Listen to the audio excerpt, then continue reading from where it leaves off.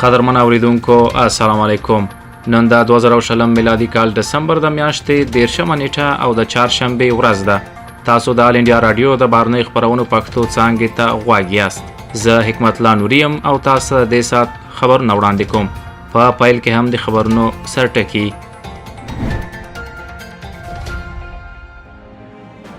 لومړي وزیر مودي د آتم نربهار بهارت یعنی په ځان بسیا هند لپاره د اړیکو او بنسټیزې پراختیا پر اهمیت ټینګار وکړ.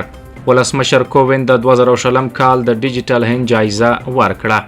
د هند حکومت ډاډ ورکوي چې واکسینونه به د کورونا وایروس نویو ډولونو پر وړاندې کار وکړي. جو بایدن ویلي هغه ادارې چې د متحده ایالاتو امنیت لپاره مهمې دي د ټرمپ ادارې لخوا یې لوی زیان لیدلی دی. د لاتین امریکا کووډ-19 مړینه د برازیل د پیښو د ډیریدو سره سمه 1500 زره ته رسیدلې ده او په هندوستان کې له کووډ-19 څخه د بیا رغېدو کچه 95.99% ته رسیدلې ده. اوس هم بشپړ خبرونه واورئ. لومړي وزیر نریندر مودي ویلي دي چې بنسټونه د هر ملت د ځواک تر ټولو لویه سرچینه ده. هغه وویل لکه څنګه چې هند د یو لوی اقتصادي ځواک رامنځته کېدو په لور کړندی روان دی، نو غوره اړیکې جوړول د هیواد لومړیتوب دی. اتم نربهار بهارت لپاره د اړیکو او بنسټیزې پراختیا په اهمیت باندې ټینګار کولو سره ښاغلي مودي وویل چې د دوی حکومت د تیرو 6 کلونو راهیسې د دې په پام کې نیولو سره د عصري اړیکو هر اړخ باندې کار کوي. لومړي وزیر پرون په اتر پردیش کې د نوي بهاوپور او نوي خورجه برخې او په ختیځ کې د بارونې دهلیز د عملیاتو د کنټرول ځانګړي مرکز له پرانیستې وروسته دا خبرې وکړې. لومړي وزیر وویل چې دغه دهلیز په نوي اقتصادي فعالیتونه پرانیزي او په سیمه کې به د کارموندنې زمینه برابره کړي. ولسمشر رامناتھ کووند نن د ویډیوي کنفرانس له لارې د 2020 کال د ډیجیټل هند جایزه وړاندې کړه. د ډیجیټل هند لید سره په سمون کې دا لومړی ځل دی چې د ډیجیټل هندوستان جایزې ټوله پروسه له نوملیکنې څخه د جایزې د ورکړې تر ټولو وروستیو مراسمو پورې په آنلاین بڼه ترسره شوې. د برېښنا او معلوماتي ټکنالوژۍ وزارت تر نامه لاندې ملي معلوماتي مرکز د انجینرۍ په برخه کې نوښت ته پرمختګ ورکولو او د دولتي خدمتونو تحویلي میکانیزم ډیجیټل بدلون ته وده ورکول لپاره د ډیجیټل هندوستان جایزه ترسره کوي. د بهار حکومت نوښت چې د کووډ-19 وبا په جریان کې د ګټه اخیستونکو حسابونو ته په مستقیم ډول مالی مرستې ولېږدولې، نو د یاد ایالت دغه څانګه د نوښت کټګورۍ کې د ډیجیټل هند د 2020 کال د جایزې ګټونکې شوه. د هند د دفاع وزیر راجناتھ سنگ ویلي دي چې هند په هغه څه ونه زغمي چې حاکمیت او ویاړ ته یې زیان رسوي. یوه خبري اژانس ته په یوه مرکه کې د دفاع وزیر وویل هندوستان به د خپل ویاړ په بدل کوم جوړجاړی ونه کړي. هغه وویل د نرم کېدو معنا دا نه ده چې څوک زموږ په غرور او ویاړ برید کولی شي او موږ به ناستو او په چوپتیا سره به ورته ګورو. ښاغلي سنگ وویل ملي امنیت د نریندر مودي حکومت یو له لومړیتوبونو څخه دی او دا دفاعي ځواکونو ته سترې اسانتیاوې چمتو کوي. وزیر وویل هند غواړي له ټولو ملتونو سره سوله ییزې اړیکې وساتي. د هند حکومت ډاډ ورکړی چې واکسینونه به د کورونا وایروس د نوي ډولونو پر وړاندې کار وکړي او داسې هیڅ سند شتون نه لري چې اوسني واکسینونه به د انګلستان او سویلي افریقا څخه راپور شوي نوي وایروس پر وړاندې پاتې راشي. پرون په نوي ډیلي کې رسنیو ته ساینس پوه سلاکار کې ویجه راګوان وویل چې د کورونا وایروس ډولونو کې بدلون د واکسین اغیزمنتیا له منځه نشي وړی. هغه وویل ډیری واکسین سپک پروټین په نښه کوي او زموږ د معافیت سیستم هڅوي ترڅو د محافظتي انټي باډونو پراخه لړۍ تولید کړي. د نویو ډولونو په اړه د توضیحاتو په ورکولو سره ښاغلي رګوان وویل په نوي راپور شوي وایروس کې 19 مهم بدلونونه لیدل شوي او دا د یاد وایروس لیږد او خپرېدو ته وده ورکوي. هغه زیاته کړه چې د انګلستان د وایروس ډول د لیږد ډیره وړتیا لري او د مثبتو پیښو کچه لوړوي. په همدې حال کې هغه روښانه کړه چې دا نوي ډولونه د ناروغۍ شدت نه ډیروي. ساینس پوه سلاکار خلکو ته سپارښتنه وکړه چې د دې ناروغۍ مخنیوي لپاره د جدي سپارښتنې لکه د ماسک اغوستل او ټولنیز واټن په پام کې ونیسي. د روغتیا او کورنۍ سوکالۍ وزیر ډاکټر هرش وردن د واکسینونو او معافیت نړیوال اتحاد لخوا په ګوي بورډ کې غړیتوب ترلاسه کړ. ډاکټر هرش وردن به له 2021 څخه تر 2023 کال پورې د 2 کلونو لپاره د هند استازیتوب وکړي. د ګوي بورډ د واکسینونو د اتحادیې او د څارنې پروګرام پلي کولو څارنه کوي. د متحده ایالاتو ولسمشر جو بایدن ادعا کړې چې د متحده ایالاتو امنیت لپاره مهمه ادارو ته د ټرمپ د ادارې لخوا خورا لوی زیان رسیدلی دی. ښاغلي بایدن وویل چې د هغه ډله د اړتیا وړ معلومات نشي ترلاسه کولی. حتی د دفاع وزارت لخوا چې نوموړی به واک ته لیږدوي دوی ته د اړتیا وړ معلومات نه ورکول کیږي. ښاغلي بایدن به د جنوري په 20 نیټه دنده په غاړه واخلي، خو ولسمشر ډونالډ ټرمپ د نومبر په ټاکنو کې ماتې منلو څخه انکار کړی دی. له ټاکنو وروسته د اونیو راهیسې ښاغلی بایدن د مهمو استخباراتي معلوماتو ترلاسه کولو څخه منع کړی شوی و چې د ولسمشرۍ لیږد یوه اړینه او معمول ډول برخه ده.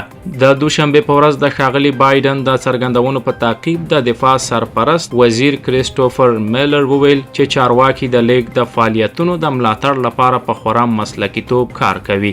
یو ویاند وویل چې پینټاګون د بایدن د ډلې سره په بشپړه روڼتیا کې کار کوي. د سه شنبې په ورځ مرکزی کروشیا د مګنیټیود په کچه 4.4 درجې زلزلې لړزولې چې په پایله کې یو وطن مړ شوي او له 100 زیات ټپیان دي.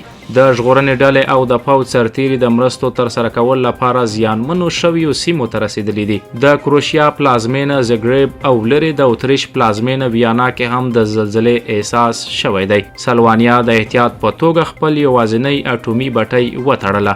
دا په 2 ورځو کې دوهمه زلزله وه چې سیمه یې لړزولې ده. د چین یوې محکمې د هانګ کانګ 10 فعالان د چهارشنبې په ورځ د 3 کلونو او 7 میاشتو ترمنځ په بند محکوم کړل چې غوښتل یې د کښتۍ په واسطه وتښتي او په غیر قانوني توګه له پولې واوړي. یا د پیښې نړیوال اندېښنې راپارولې وې. د شینزین محکمې وویل چې هغه 2 کسان چې د کښتۍ سفر یې تنظیم کړی و په ترتیب سره په 3 کلونو او 2 کلونو بند محکوم شوي، په داسې حال کې چې نورو ته یې 7 میاشتې بند سزا ورکړل شوې ده. دا ټول 10 تنه جریمه شوي هم دي. پاتې 2 چې 14 او 19 کلونه عمر لري د هانګ کانګ پولیسو ته سپارل شوي دي. د دولتي راپورونو د شمیر له مخې په لاتین امریکا او کارابین کې له کووډ-19 څخه د مړینې شمیر تر ټولو زیاتېدو سره د سه شنبې په ورځ د مړو شمیر 1500 ته ورسید او پیښې له 15 میلیونه څخه واوښتې. چارواکي اندېښمن دي چې د جشنونو او رخصتیو سره کېدای شي لا ډېر خلک په دې ناروغۍ اخته شي. د رویټرز د راپور له مخې د لاتین امریکا تر ټولو لوی هیواد برازیل کې له 3مې برخې څخه زیاتې مړینې پیښې شوې دي چې د سپټمبر له 15 نیټې راهیسې یې د کورونا وایروس له کبله په جلا ډول خپل تر ټولو زیات ورځنی مرګ ژوبلې راپور ورکړی دی. د لاتین امریکا د 4مې برخې څخه زیاتې مړینې په مکسیکو کې وې، کوم چې د برازیل په څیر د ناروغیو د نوې ځپې سره مبارزه کړې. د ناروغانو زیاتوالی د مکسیکو ښار او 4 ایالتونه اړیستلي چې نیمه بندیز پلی کړي. مکسیکو د سه شنبې په ورځ د 990 نورو مړینو راپور ورکړ چې دا یې په ورځنۍ کچه تر ټولو زیات شمیر دی او په دې سره د مړو ټول شمیر په یاد هیواد کې 1,23,845 ته رسیدلی دی. په هندوستان کې له کووډ-19 څخه د بیا رغېدو کچه 95.99% ته رسیدلې. په تیرو 24 ساعتونو کې له 20,000 څخه ډېر د کووډ-19 ناروغان روغ شوي دي. د روغتیا وزارت ویلي چې د روغ شویو کسانو ټول شمیر له 9,804,000 څخه اوښتی. اوس مهال فعاله پیښې د ټولو مثبتو پیښو یوازې 2.55% جوړوي. دا مهال په هیواد کې د فعاله پیښو ټول شمیر 262,000 دی. په تیرو 24 ساعتونو کې د 10,550 نویو پیښو راپور ورکړل شوی دی چې په دې سره په هند کې د ټولو مثبتو راپور ورکړل شویو پیښو شمیر له 10,200,000 څخه واوښت. اوس مهال د هندوستان د پیښو د مړینې کچه 1.45% ده چې دا په نړیواله کچه یوه له ټیټو کچو څخه ده. د تیرو 26 ساعتونو په جریان کې د 280 مړینو راپور ورکړل شوی دی چې په دې سره د مړینو ټول شمیر 1,48,419 ته ورسید. اوس مهال هندوستان د کووډ-19 د ازموینې په برخه کې یو بل مهم پړاو ته مخه کړې ده. په تیرو 24 ساعتونو کې 1,120,000 ازموینې ترسره شوې دي چې په دې سره د ازموینې ټول شمیر 1,20,000,000 ته ورسید. قدرمن اوریدونکو، د خبرونو په پای کې یو ځل بیا د مهمو وروستیو خبرونو سرټکي واورئ. لومړي وزیر مودي د آتم نربهار بهارت یعنی په ځان بسیا هند لپاره د اړیکو او بنسټیزې پراختیا پر اهمیت ټینګار کوي. ولسمشر کووند د 2020 کال د ډیجیټل هند جایزه ورکړه. د هند حکومت ډاډ ورکوي چې واکسینونه به د کورونا وایروس نویو ډولونو پر وړاندې کار وکړي. جو بایدن ویلي چې هغه ادارې چې د متحده ایالاتو امنیت لپاره مهمې دي د ټرمپ ادارې لخوا یې لوی زیان لیدلی دی. وایي د لاتین امریکا کووډ 19 مړینه د برازیل د پیښو د ډیریدو سره سمه 1500 ته رسیدلې او په هندوستان کې له کووډ 19 څخه د بیا رغېدو کچه 95.99% ته رسیدلې ده. د خبرونو پای.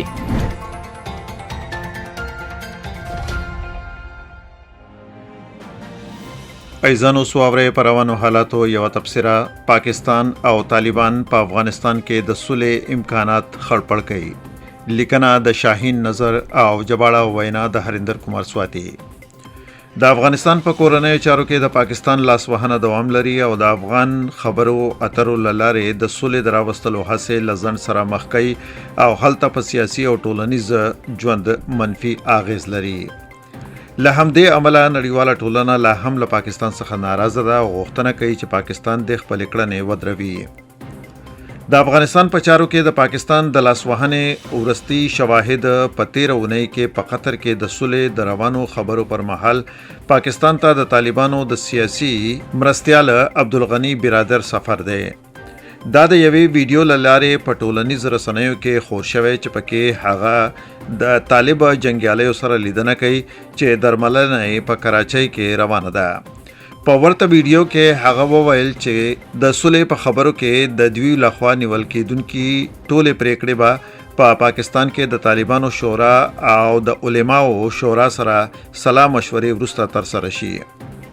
یو بل ویډیو چې په ټولنیزو رسنیو کې خپره شوی پکې د طالبانو بل مشر مولا فضل اخوند خودل شوی چې د پاکستان په روزنیز کم کې د طالب جنگیالیو په منځ کې د صلح په خبرو کې برخه اخلي. د پاکستان پخوانی سېناتور او د سیاسي چارو کارپوه افراسیاب خټک چې په سیمایزو چارو دقیق نظر لري د افغانستان په کورنۍ چارو کې د هغه هیواد لاسوهنه غندي. هغه په یو ورستۍ مرکه کې پاکستان په دې تورن کړ چې په افغانستان کې د خپل سیاسي ګټو د پرمخ بیولو لپاره له طالبانو څخه کار اخلي. هغه وویل چې طالبان خپل پخوانی او لارو چارو ته دوام ورکوي. له همدې عمله په سیمه کې د صلح راوستلو لپاره روانه هڅې نه دي تعمیل شوي. له یوې خوا طالبان د صلح په خبرو کې برخه اخلي او له بلې خوا تاوتریخوالی هڅوي. د دیو جنگیالي په مختلفو محاذونو جنگيږي. د افراسیاب خټک په وینا څنګه چې د طالبانو مشران د تاوتریخوالي لاره پرې خودو ته چمتو نه دي، نه یوازې افغانستان بلکې ټوله سیمه په ناڅرګند حالت کې ده. افراسیاب خټک د خپل هیواد له سیاستونو څخه ناخوشاله ښکاري. هغه په اصل کې د پاکستان په بارنې تګلاره گزار کړي. دا لازمي ده چې پاکستانی چارواکي په خپل منفي فکر لسره غور وکړي او پراخه انساني ګټو لپاره خپل پالیسي جوړ کړي. افراسیاب خټک دا هم وویل چې د پښتون ژغورنې غورځنګ په څیر د سازمانونو رامنځته کېدل په حقیقت کې د پاکستانی چارواکو لخوا د غیر منظم اقداماتو پایله وه. دوی لخوا په پښتون قام ظلم شوی دی او ورڅخه سیاسي ګټه پورته کړې شوې چې اوس هغوی لپاره د زغملو وړ نه دی او دوی په مقابل کې راپورته شوي. پاکستانی چارواکو د دوی غوښتنو ته غوږ نه نیسي چې شکایتونه یې لرې کړي. د دې پر ځای دوی په هغې ډېر ظلم کوي. افغانستان حکومت په قطر کې د افغان صلح د خبرو د ځنډ او ویډیوګانو له لارې د هغې د تبلیغاتو سمدستي وروسته پاکستان ته د عبدالغنی برادر او د مولا فضل اخوند د راتګ ځانګړې یادونه کړې. په جواب کې د افغانستان د دفاع وزارت یو بیان خپور کړو او د دې لیدنې غندنې کړې او ویلي دي چې په پاکستان کې د طالب مشرانو او وسلوالو شتون په سیمه کې بحران او بېثباتي زیاته کړې. له دې عمله په افغانستان کې د صلح فضا واکمنول یو لویه ننګونه ده. د افغانستان د دفاع وزارت پر پاکستان غږ کړی دی چې ډاډ برابر کړي چې د دوی خاوره به د بلوګرو لخوا نه کارول کیږي. پکار ده چې د افغانستان کړکېچ پای ته ورسي او نه یوازې افغانستان بلکې ټول سیمې ته سوله راشي.